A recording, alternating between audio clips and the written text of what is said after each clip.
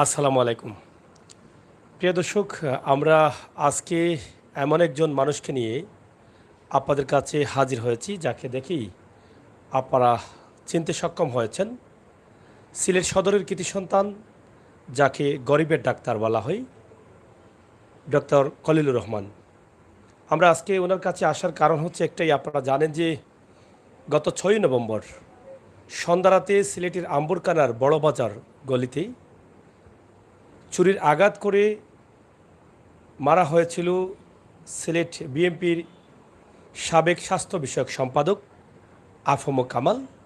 তিনিও সিলেট সদরের কৃতি সন্তান ছিলেন। আর যিনি মারা গেছেন, ওনার খুবই কাছের মানুষ, একদম ছাত্র জীবন থেকে যিনি দেখে আসছেন, চলে আসছেন, ওঠা বসা করছিলেন।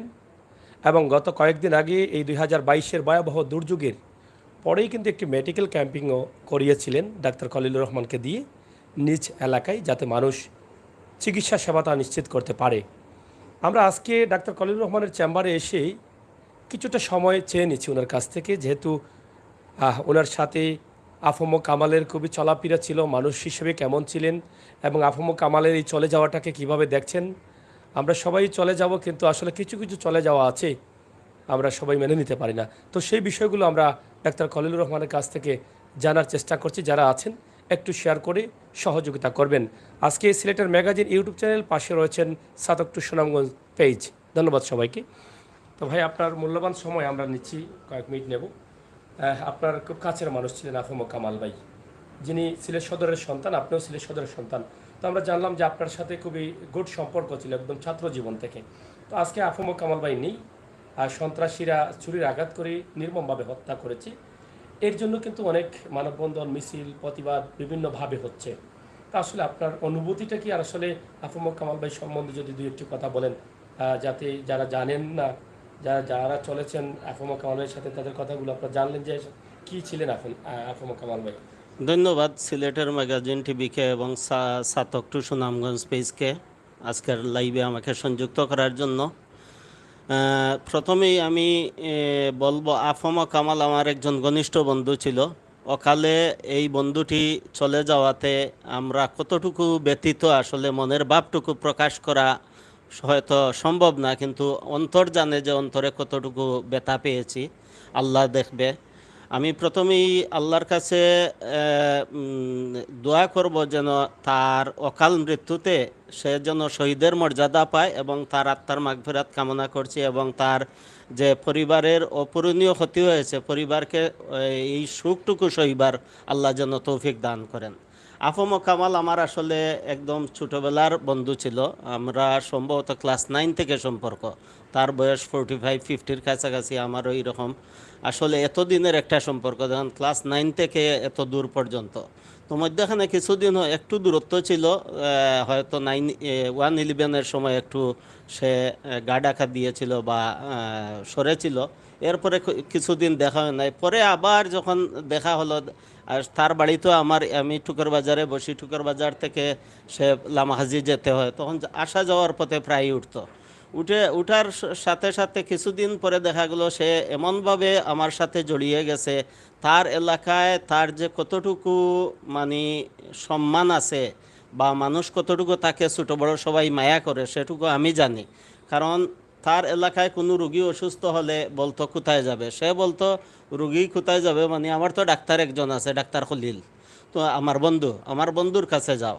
এবং এমন কিছু রুগী সে পাঠাতো, খারাপ রুগী, এইগুলো আসার পরে আল্লাহ হয়তো তাকে মায়া করছে, আমাকেও হয়তো এই উসিল্লাটুকু দিয়েছে যে সেবা করার।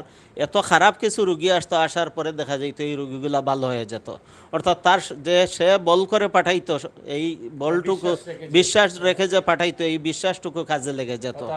আল্লাহ কবুল করে নিছেন। তো আল্লাহ যেহেতু ওইটাও কবুল করে নিছেন, আমি বিশ্বাস করি তার এই অকাল মৃত্যুতে সে আল্লাহ তাকে আল্লাহর মেহমান হিসাবে কবুল করে নেবেন। আফম কামালের অকালে জ্বরে যাওয়ার জন্য যে বিশেষভাবে পশ্চিম সদরকে, ওইদিকে 10 গ্রাম একটা এলাকা বলি আমরা। 10 গ্রাম বলতে জালালাবাদ ইউনিয়নের 1 নম্বর ওয়ার্ড সহ 10 গ্রাম না, আসলে 13টি গ্রাম নিয়ে 10 গ্রাম গঠিত।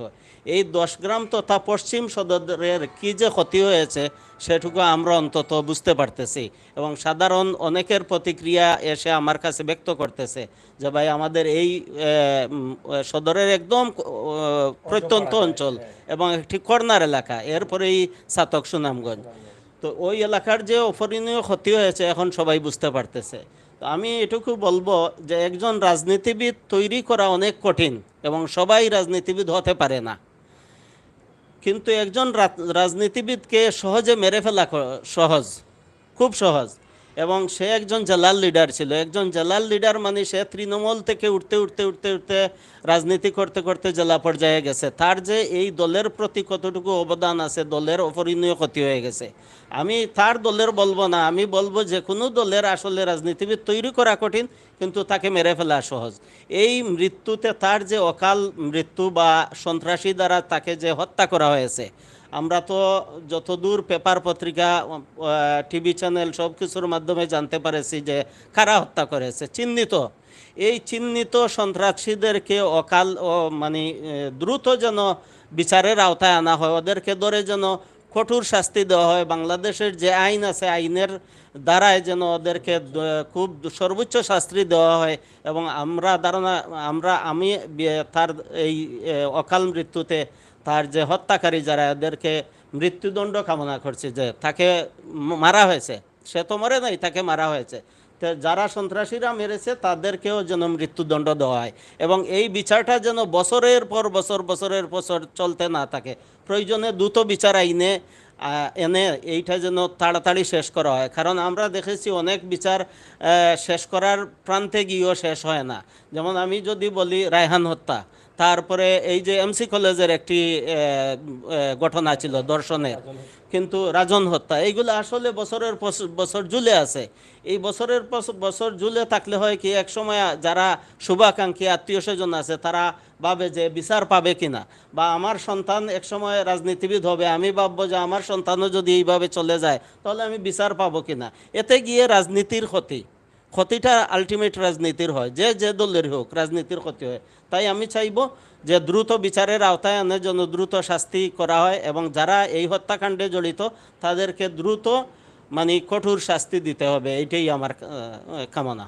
ভাই আমরা যতটুকু জেনেছি যে আফম কামালের গ্রামে গিয়েছি, গ্রামের বাড়িতে গিয়েছি, একদম সর্বদলীয় মানুষ আফম কামালের জন্য কান্না করছেন যে তাদের এলাকায় যে উন্নয়নগুলো হয়েছে, রাস্তাঘাট, বিদ্যুৎ নেয়া, মাদ্রাসা, স্কুল, সব কিছু কিন্তু সর্বোচ্চ চেষ্টা করে যতটুকু সম্ভব হয়েছে তিনিই করেছেন। তারা বলছেন যে তাদের প্রদীপটা তারা লিমে গেছে, কারণ সে যদিও বিএনপি করতেন কিন্তু সব দলের মানুষের সাথে তার একটা সুসম্পর্ক ছিল।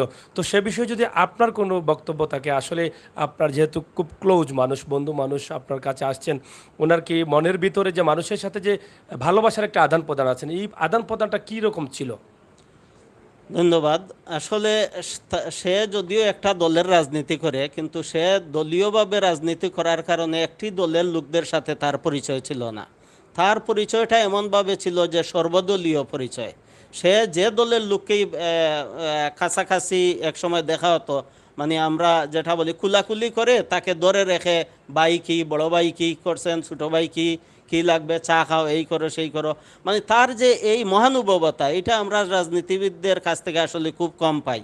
তো এইরকম একজন রাজনীতিবিদ অকালে চলে যাওয়ায় তার যে এলাকার অপরিণীয় ক্ষতি হয়েছে। আমি বলবো তার এলাকার যতটুকু উন্নয়ন হয়েছে আসলে সে অনেক সময় চেষ্টা করেছে উন্নয়নের ধারাটা বজায় রাখার। এখন তার অকাল মৃত্যুতে এই উন্নয়নটুকু ধরে রাখবে বা কে করবে জানি না, কিন্তু আমি আহ্বান করব এই এলাকাটুকুকে সিলেটের যে রাজনীতিবিদ আছেন দলমত নির্বিশেষে সবাই যেন একটু গুরুত্ব দেন এবং তার যে এলাকায় যে দাফন সম্পন্ন হয়েছে এই এলাকাটাকে কামালের এলাকা বলে কিছু স্মরণীয় কিছু করে রাখা যায় কিনা, এই দাবিটুকু আমি জানাচ্ছি।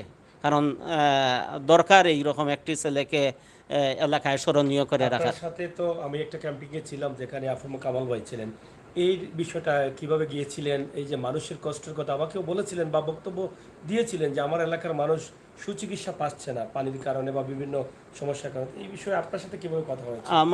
আমি আসলে যখন ডাক্তারি শিখি, ডাক্তারি শিখার কয়েক বছর পর থেকে যখন তার সাথে আমার এইদিকে আসা যাওয়া হয়, আসা যাওয়ার পর থেকে আসলে সে প্রায় রুগী পাঠাতো এবং ফোন দিয়ে বলতো যে বন্ধু রুগী পাঠাইছি, রুগী কিন্তু গরিব, তুই দেখে দিস এবং তোর এইখানে রুগী বেশি থাকে, বেশি সময় বসাইস না, যত দ্রুত পারস দেখে দিস। আমিও চেষ্টা করতাম যে তার এই রুগীটুকে মানে যতটুকু সহানুভূতি দেখিয়ে দেওয়ার জন্য। তো প্রায় রুগী আসতো, অনেকে ভিজিট দিত, অনেকে দিত না, এটা বিষয় না। আমি চেষ্টা করতাম যে আমার বন্ধু পাঠাইছে, বন্ধুর মর্যাদাটুকু রাখার, সে জন্য সম্মান পায়। আমি রুগী গিয়ে যেন বলে না ডাক্তার সাহেব সম্মান করেছেন। এবং তার এলাকায় আমি যখন এই বন্যার পরে ক্যাম্পেইন করি, আমার খুব একটা ইচ্ছা ছিল যে 10 গ্রামে একটা ক্যাম্পেইন করা। আল্লাহ হয়তো হুকুম করেছেন, তার জীবদ্দশায় আমি এই ক্যাম্পেইনটুকু করতে পেরেছি। তো আমি যে ফ্রি মেডিকেল করেছি, যখন তার কাছে ব্যক্ত করলাম যে বন্ধু আমি একটা ফ্রি মেডিকেল ক্যাম্প করব বন্যার পরে, তখন সে বলল যে কোন দিন করবে। পরে একটা ডেট ফিক্স করলাম, ডেট ফিক্স করার পরে সে তার এলাকার ছোটো ভাইদেরকে বলছে যে আমার বন্ধু এইখানে আসবে, ক্যাম্প করবে, আমার বন্ধুর যেন কোনো যত্নের ঘাটতি না হয়। অর্থাৎ একজন বন্ধু আরেকজন বন্ধুর প্রতি কতটুকু আন্তরিকতা থাকলে এইটুকু বলে, এবং এর প্রমাণটুকু আমি চেম্বারে বসে পেয়েছি। অনেকে আইসা বলছে ভাই, ইচ্ছা করে আসছে, আইসা বলছে ভাই আমরা কি করতে হবে, কি করব। কামাল ভাই তো এইভাবে বলতেছে যে আপনি এইখানে গেলে যেন কোনো প্রবলেম না হয় বা কোনো অসুবিধা না হয়, আপনার কোনো যত্ন করতে যেন ঘাটতি না হয়। আমি বললাম কিছুই লাগবে না, আমি যাচ্ছি ফ্রি মেডিকেল ক্যাম্পে, ওইটুকু করতে পারলেই হলো। এবং যেদিন ক্যাম্প ছিল আমি যাওয়ার আগেই সে গিয়ে উপস্থিত হয়ে গেছে। এর মানে তার যে কতটুকু আন্তরিকতা, এটা আমি ভাবটুকু প্রকাশ করতে পারতেছি। এবং ওইখানে সে যে বক্তব্যটুকু দিয়েছিল, এই বক্তব্যটুকু আপনিও শুনেছেন, এখনও আছে আমার ফেসবুকে। আমি হয়তো আমার টাইম লাইনে রিসেন্ট ছেড়ে দিব এই বক্তব্যটুকু। কামাল নাই আজকে, কামালের আসলে অনেক স্মৃতি রয়ে গেছে আমাদের মধ্যে। এই কামালকে আল্লাহ বারবার বলতেছি যেন জান্নাতুল ফেরদৌস দান করেন। আর সে তো তার এলাকায় যাওয়ার পরে আমি দেখলাম আসলে ম্যাক্সিমাম রুগীগুলা দিনমজুর। তো দিনমজুর একজন রুগী মানে ওই বন্যার পরবর্তীতে আসলে কাজও ছিল না। তখন আমি যাওয়ার পরে ওরা যেন মানে তা যে সে যে ক্যাম্পটুকু করে দিতে পারছে আমার মাধ্যমে, সে সহযোগিতা করছে কামাল। তো রুগীরা এত বেশি মানে খুশি হয়েছে মন থেকে যে কামাল ভাই এই প্রোগ্রামটুকু করে দেওয়ার কারণে আমরা গরিব রুগীগুলো উপকার পাচ্ছি। আর ওই এলাকাটুকু আসলে সবার নজর দেওয়া দরকার, বারবার বলতেছি। শিক্ষা, স্বাস্থ্য বিভিন্ন ক্ষেত্রে দরকার, কারণ এই এলাকার রোগীগুলা আসলে মানুষগুলা একটু টাকা পয়সা বা সামাজিক যে অবস্থান থেকে অনেক পিছিয়ে আছে, রাস্তাঘাট থেকে সব কিছু। তো আমার মনে হয় কামালের চলে যাওয়াতে কেউ না কেউ এই দায়িত্বটুকু নেবেন এবং আশা করি এটুকু পালন করবেন যে না অন্তত এই ছেলেটার কারণে আমরা কিছু করে যাই।